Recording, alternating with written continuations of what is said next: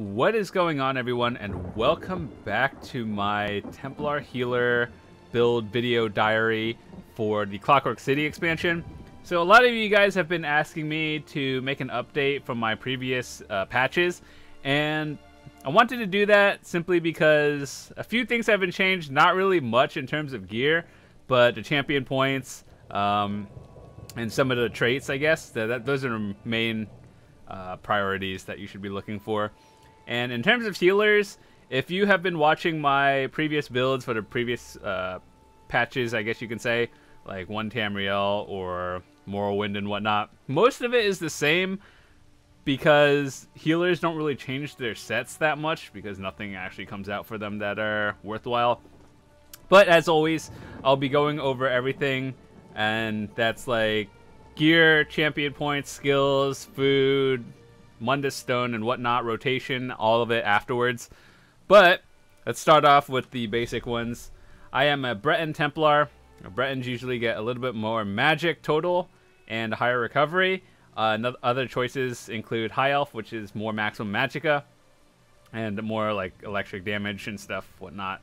So I have 40 into magicka, 24 into health because I like having at least 19,000 health for a healer, and for a damage dealer or DPS, 17,000 is good enough.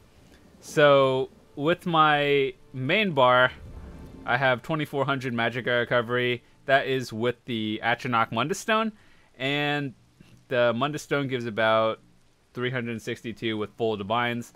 So a lot of you guys have been wondering, is it really worth having above 2,000 recovery?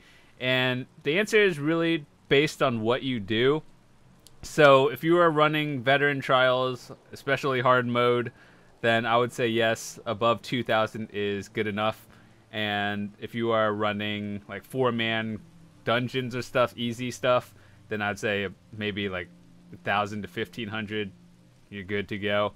But sometimes I've been doing like Halls of Fabrication and the new Asylum trial, where we're still learning how to do it, and our boss fights take upwards 20 minutes each.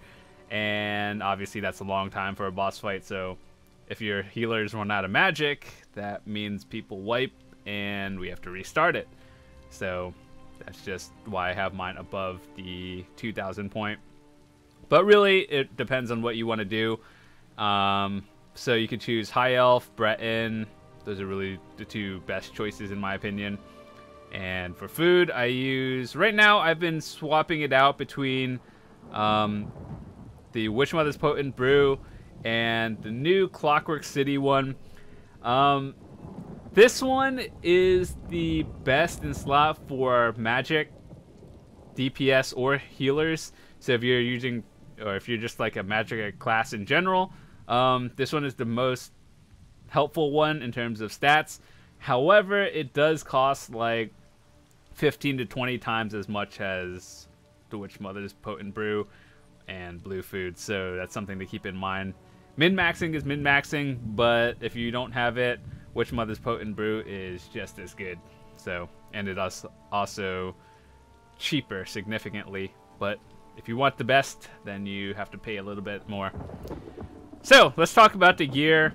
There's one set you want to keep on at all times, and then there are like 2 or 3 other sets that you change out based on what you're doing.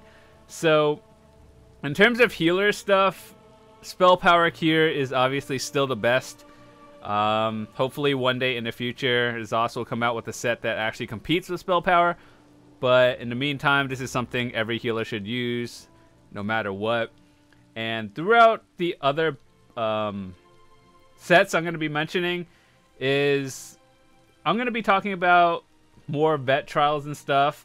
So that means when you're in a trial, you usually have 2 healers, and one healer is going to be running like a more passive set, whereas the other healer is going to be running a more like aggressive set where you're moving, and the set passive bonuses are what matters. So right now, Spell Power is best in slot for magic healers, or obviously magic healers. I played with someone who is a stam healer. That didn't really work out that well.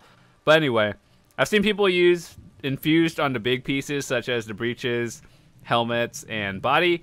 That also works too. What you're trading for infused versus divines, in my case, would be you would have lower magic regen, but you would get higher base stats. So that really depends on how you want to play it, and I think both of them are very solid options. Spell power here can be farmed in White Gold Tower, which is the Imperial City DLC dungeon, and I would highly recommend getting it.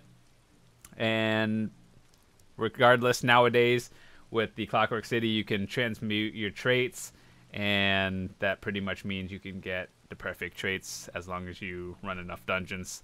So I wouldn't really recommend it, but if you absolutely can't get the right trait for the one you want, then you can change it now. That's an option. So everything I have is all Magicka enchants except for the helmet. I think if you wanted to have a little bit lower health, you can just change this one to magic. It's not a big deal, but it's up to you. So spell power, you can get it on normal or vet. The difference is blue and gold, or not blue and gold, blue and purple. And obviously purple is just one step away from gold. You should all know this already. The difference is if you are going for spell power here, jewelry, you're going to want to try to run it on vet just because purple is the maximum you can actually possibly get. So I always say this in every build I make. The difference between blue and gold is so minimal, but min-maxing is min-maxing, and obviously you want the best stuff in the end, right? So that's why I go with 5 spell power body pieces, because you can get them in gold. And the other sets I'll be mentioning, go for the jewelry for that one. Though it may be a little bit more tedious, but it's going to be, you can get it in gold. So that's what matters, right? My next set that I'm using is switch between different ones, which I'll be going over in a second. The one I have on right now is Worm, and you can farm these in Vaults of Madness. I personally am running 1 gold, 2 purple, because the gold jewelry only comes from the Cyrodiil vendor, and that's like, you don't even know when it's going to appear. It just kind of happens every now and then. So I got lucky 1 week with getting the gold necklace, and then I'm just kind of waiting for the worms to go in the Cyrodiil vendor one day, and then I will upgrade. So what I have here is 1 spell damage and 2 Magicka recovery, and the reason is because I want more Magicka recovery. If you think you have enough, or you just have no interest in vet trials, you could run 3 spell damage enchants on it, and you'll be just as good. So with that said, the other sets I use in place of this is an add-on I use called Alpha Gear. I usually switch out a lot of stuff. It's just like a click of a button and your set switch. Like, look at this, and then look at that. It all switches. It's something really handy. I feel sorry for console players who have to manually swap every time, but I don't know. It's just like, it's not a big deal, but it's just a swap. So I used 3 different sets, and I've been testing another one. So Worm is more of your passive set, where that means all you have to do is wear it in the trial, and everyone around the area gets the bonus buff. And that means, like, if, let's say, for example, you have 2 healers in your group, and one of them isn't as good as the other one, you would let the one, or the person who's not as good at healing, run Worm, and let the other person who's better at healing run Mending. Simply because Mending is a little bit more of an active one, where you actually have to debuff the enemy. So Mending, I have this one, and you get this one from Etherean Archive, and it's kind of difficult to farm because you can only get it so many times, and getting a group of 12 together, unless you have a lot of friends that play on the same time schedule as you, is not the easiest to do. So yeah, Mending is, let me see, where is it? I have it somewhere. I'm wearing it. So once again, all of these are in Divines and full Magicka enchants, and Mending, I have it on all gold, but once again, you get it on normal, you get blue quality, and veteran and hard mode, you get gold quality and purple. So don't really stress it. If you're running blue or purple, you won't really notice much of a difference. So Mending is more of the active set because of the 5-piece. When you use an AoE heal ability, you reduce the weapon damage of all enemies within 10 meters of you. So basically, if you heal a mob or you heal a group of people, their weapon damage will be, well, the enemy's weapon damage will be reduced. So that's always a good active set bonus. And then our next set that we use right here is Infallible Aether. Now, Infallible is more for a 4-man group set thing. So that means like dungeons, Dragonstar Arena, and all that stuff. So up to you based on if you want to use it or not. Infallible, I see some damage dealers or DPS characters using it, so you may not have to actually use it at all times.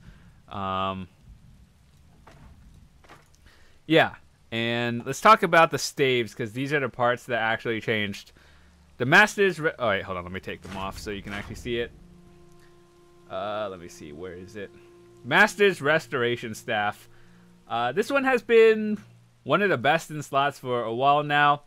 Previously with the upcoming, or the previous Clockwork City expansion, they changed the enchantment effect to be a 1-piece set effect. So previously I would use the infused one because it would increase your set effect by a little bit. Now that that has changed, infused is no longer the best, but I use a precise one nowadays. So the set bonus with infused doesn't actually make a difference. So I'd rather have precise on my main bar with the absorb magicka enchant, because you're going to be light attacking quite a lot to get your regen or your magicka back. And our second staff is the Maelstrom Lightning Staff. Previously I would use the Master's Lightning Staff because it would give us a bonus magicka. Not really for the effect, but it had magic, and now that they completely took it away and changed it into a set, the Master's Lightning Staff is pretty much irrelevant. So what I use now is the Maelstrom's Lightning Staff, and you can see it's powered right now, but I have actually 49 out of 50 crystals, and the next thing I'm going to be changing is this to infused. And the reason why I want it infused is because I have my Crusher enchant on it. That's something I had to change, and it reduces the target's physical and spell resistance by 1600. With infused, it's like 20 something over 2000, so that's actually a huge difference when you're negating enemy resist to 0. So it's more for group content, and it's just overall good.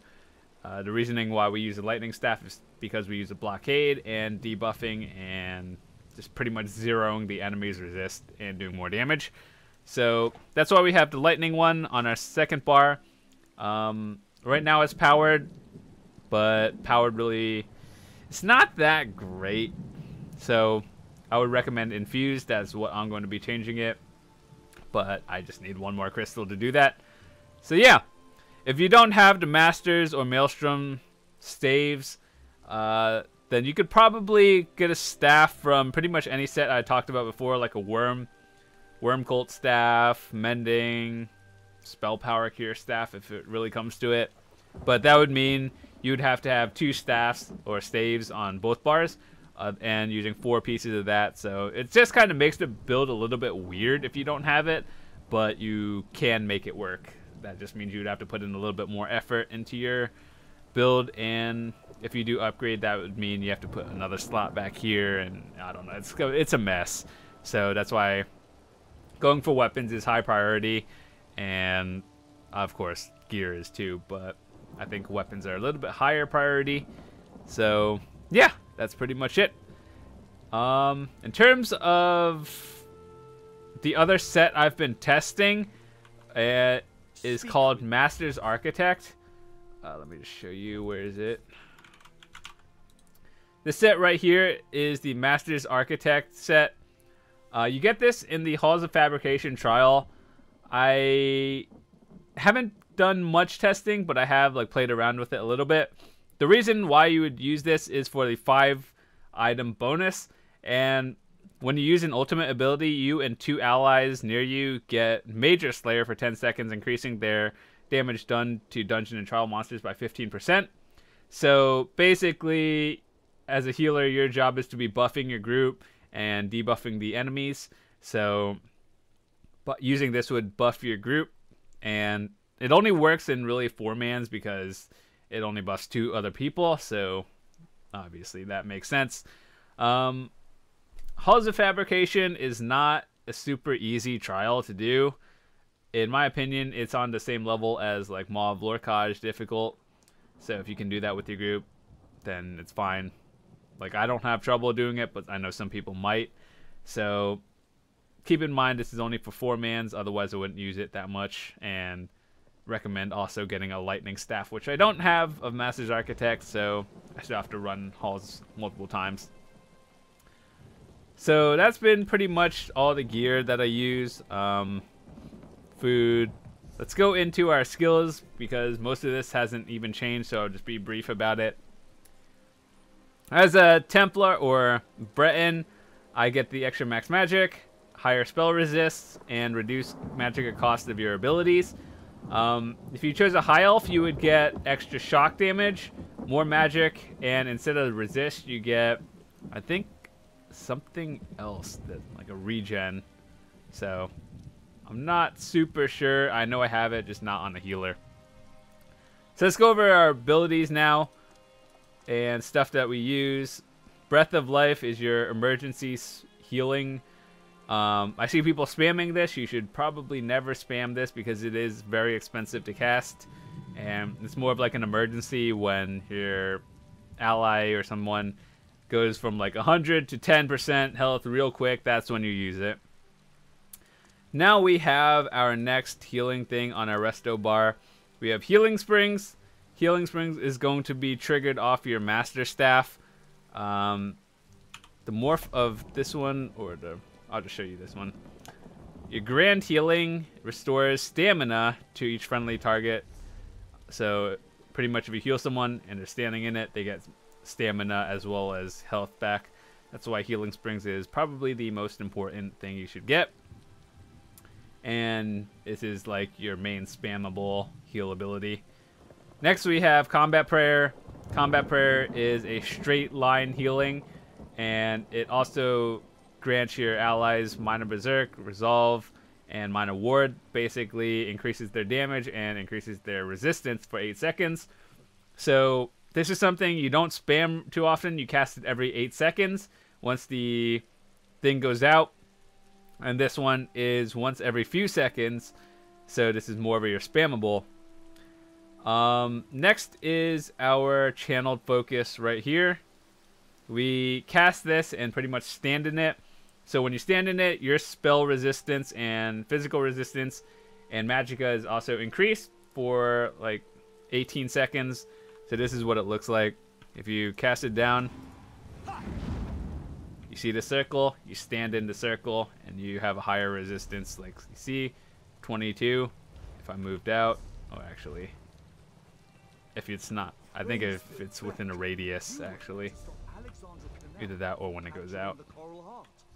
So 17,000, 7,500.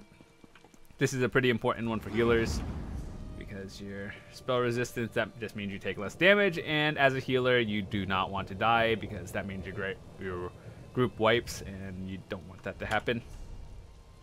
So Channel Focus is pretty important. Next we have the Inner Light, mostly because you want the extra magicka and the spell crit. Self-explanatory, you don't really cast it, it's more of a passive just on your front bar. Let's go on our back bar.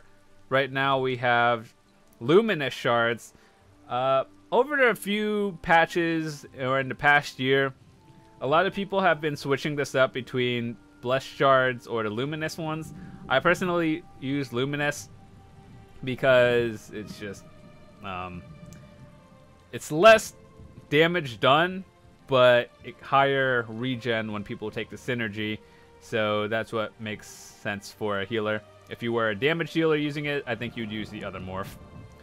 Now, our next one is the reasoning why we use the Maelstrom Staff, is the Elemental Blockade. Of course, you use it on the lightning one because you get the exploiter passive in your champion points with 75 into it. So that pretty much means enemies you hit with this, they take more damage from your master, and people who are also damage dealers with the exploiter passive deal more damage to the enemy. So basically, if that made 0 sense to you, things take more damage from it. So that's why you want Elemental Blockade, and Lightning Staff is a priority must. Next we have Energy Orbs. This is the one that you're going to be spamming a lot of. Now, Energy Orbs is in Undaunted, and if you haven't done dungeons often, then your Undaunted is going to be obviously lower. So what you're going to want to do is, I don't know what to pre-morph of it, but get the Energy Orb. The reason why we get Energy is because it heals higher, and just people take the synergy, and they're good on resources. So with that said, this is also spammable. I think you can only get off like 3 or 4 before your rotation resets anyway, so you don't really spam it too much, but maybe 3 or 4. Next is our Ritual of Retribution. We used to have Repentance on here, but then now that they nerfed it, so only you get the thing when you cast it. I kind of agreed that Repentance was a little bit broken because you could just heal everyone with a free ability, but I mean, now they made it for self only. So Ritual of Retribution is what we have. It's your big heal. Like pretty much anyone standing within the healing circle right here is going to get healed, and it's a purge. So people just don't die to dumb things, and they can purge themselves. And then, of course, Elemental Drain. As a healer, this is probably your #1 ability that you want to keep at 100% uptime. It reduces your enemy's resistances, or your spell resist anyway, by 5,000. Along with that Crusher is another 7,000. And, of course, let's talk about our ults. On our front bar, we have the Meteor, Shooting Star, just because in our Mages Guild, the passives you get here are when you have some abilities slotted, you get higher magic, which means more healing, and so that's why we just want the maximum magicka on our front bar. And Warhorn is under the Alliance War Assault, so you do have to go to Cyrodiil to get it, but it's 100% worth getting. Warhorn is going to be the main ult you use. You don't really use the Meteor, you just have it for the passive, and then Warhorn on your back bar. And this is the ultimate you're going to be using like 99% of the time. And then if you don't have Warhorn, what you could use in place of that is the Solar Disturbance. It's the ultimate here. The reason why you use this one is it reduces the damage for all enemies in the circle. So what morph you choose, I don't think it matters. I just kind of have Solar Disturbance, but I don't really actually use it. So times you would use it is when enemies enrage. So like, for example, in Veteran Sanctum Ophidia, the first boss, the Manticora, it enrages at like 15% or something like that. That's when you would drop it. And then the next boss, the Stonebreaker, it also enrages at the last 10% or something like that. So basically, when people could get one-shotted, you want to prevent as much damage as possible, and you drop that one. And the other Templar would probably have Warhorn up. So basically, if you have Warhorn up and you're in a veteran trial or just any trial with 2 healers, and you have ult and they have ult, one person uses Warhorn, one person uses the Disturbance or whatever this thingy previous morph is. And yeah. So this spot is the changeable one that can be replaced by a lot of different things. If you want to use the Radiant Impression, this is more of a damage ability, but it's also an execute. It still does a lot of damage. If you have a lot of stamina characters or DPS in your group, you could also use Power of Delight instead of that.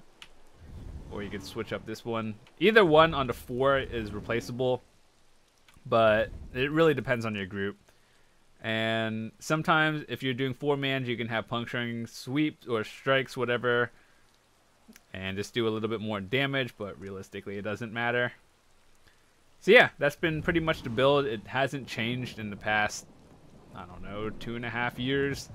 Some other things that I would recommend getting if you are looking into endgame content is getting Purge 100%. Now, Purge is just something that you do when people are poisoned. It's a group cleanse, and it's more often than not you just want to have it for various situations. It's not, you don't use it all the time, and yeah, that's the reasoning for it. But other than that, you just want to pretty much just max out everything in your Resto line, Destro line, max out everything here. And yeah, so we're going into our champion points now. I just want to say that before I show you anything, if you found something that works for you, just stick with it. And this is what works for me. I personally enjoy doing endgame content more than PvPing. So obviously if you're a PvPer, my points should not look like yours at all. Yeah, let's go into all the ones starting with the green. I have 34 into Warlord. Breaking free is probably one of the things you'll be doing a lot regardless of if you're a PvP or a PvEer. I have 75 into both Tenacity and Arcanist. You want Magic Recovery.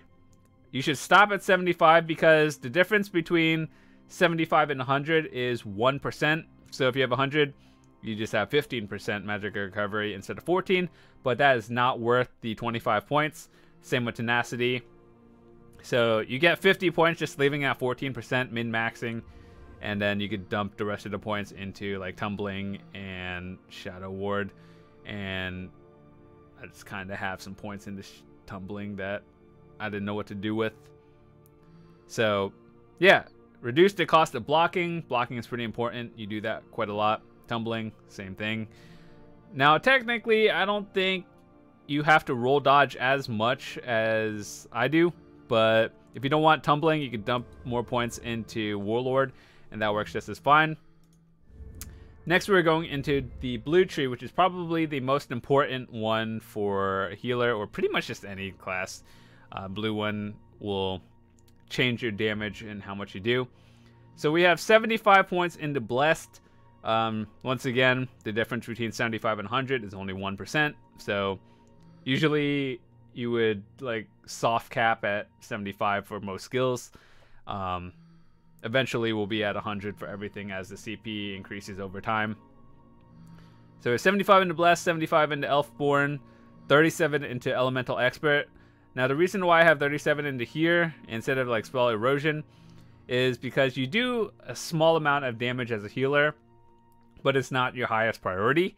So when you do damage, you might as well just do some. And your Spell Penetration, I just kind of had 2 points left over, didn't really know what to do with it. We have 18% or 18 points into Master at Arms, increases your damage with direct. So I think pretty much anything that does direct, you kind of have it. And we have 23 into Thaumaturge. Now, I know the Exploiter passive is good, but as a healer, it's not as important because you're not the one who's going to be doing the highest amount of damage. So what matters is you just have some points into it. So technically you could take out all 23 in here, 18 in here, and just dump it into Spell Erosion, but this is what works for me. And now our red tree, this is something that I do change quite often because I do trials and stuff, so it really just depends on what you're doing on that day. But this is like the general CP layout that I use for most things. 49 into Hardy, 43 into Elemental Defender, 66 into Thick Skinned. And most of the time, I notice that I die more to physical and poison damage over Elemental, as you may imagine from my resistances. So that's why I have a little bit more into Hardy versus Elemental Defender. And then we have 66 into Ironclad, reduces damage you take from direct damage attacks, and 6 into Spell Shield. I've actually been messing around with this a little bit to the point where I took out like 20 something points into Ironclad, put it into Spell Shield. But what I've noticed is I do have a lot more spell resist than I actually need. So I think this just evens it out in a way. So let's say you didn't have the cap of 690 champion points. What should you do? Let's say you just started out with 10 points. Like once you hit 50 and you're a new player, you get 10 champion points and you just go up and up. And so the way you should go is say you had 10, you put like 3, 3, 3, and then like 1 wherever else. And then as you get more points, you will 1, 1, 1, 1, continuing on all the way until you're maxed out, and it looks like this. So this is what it looks like for me, but if you found a situation that works for you, I would highly recommend doing it. There's one thing I should recommend changing is based on your trials. So if you're doing like Sanctum Ophidia, obviously there's going to be more poison. If you're doing Hellra or AA, then there's going to be more fire and lightning. Obviously the new Asylum trial does all of these, so you're going to want to have more Elemental Defender. And like Asylum, Halls of Fabrication, Maw of Lorcage, you're just going to want to have like more than everything else. So it really just depends. And this is just a general layout that I use for most things, and it works for you. So yeah, overall that has been the build. If I were to recommend anything to you, is farm spell power. If you're just looking for that, that's #1 priority. The difference between blue food versus Witch Mothers and the gold food is obviously the price. Gold food versus Witch Mothers is so small, but I do like having the best in slot kind of stuff. So in terms of stats, it is in fact a little bit better, but it also costs like, I don't know, 1,500 more gold for the same thing. So ultimately you'll be fine using purple food or blue food, and if you have the extra gold to spend, then obviously go with the best thing you can. And of course we use spell power potions, and you pretty much just use that in dungeons and trials. If you aren't doing dungeons and trials and just like free roaming the world, there's no need to waste money. Just use regular dropped pots that you found anywhere. So overall, that's been pretty much it. If you have any questions about my healer build, feel free to leave it in the comments. I do read them all, and I will try to help you answer them as best as possible. And with that said, once again, have a fantastic day. I will show you my rotation real quick. Most of it, I can't really say there's a set rotation because everything is situational, but before the fight starts, obviously you potion up, drop your... Before the fight starts, obviously you debuff the enemy with your Ellie Drain, and then you could drop your heals on here, and then when the fight first starts, you drop a Blockade immediately, debuff, drop spears, and you spam this, and just give your group more orbs for regen. So another thing is, and then you buff your group in a straight line. So you kind of want to line it up with other people, and Healing Springs is your main spammable. So one thing I see is when people are like not taking too much damage, you don't have to do too many heals. Like you don't have to keep spamming heals. If the damage output is low, then you just give people resources again. But if they're taking a lot of damage, you want to be on your main bar, just dropping dots and then healing, and then of course Breath of Life. But low damage, you just keep debuffing and giving resources. High damage, that's when you want to be healing. And of course you want to Warhorn. You want to like coordinate your Warhorn with other people, so you don't double cast it. That's why I mentioned earlier in my build that you want someone running Disturbance or whatever. But yeah, overall, there's no real rotation. It's more of a when do you use your kind of thing. So unlike as a DPS character where you have a very specific rotation, healers are more situational, and you just have to like practice it. But overall, I think healers, if you're looking to play one of them, the gear really doesn't change that often. So I've been using spell power for like the past 3 years, and it's still the #1 set that healers use. So overall, that's been pretty much it. Hope you had a fantastic time here. Hope you learned something. If not, I do read comments. So see you guys later. Hopefully you guys will enjoy it, and I'll make some more videos of ESO in the near future. Thanks for watching.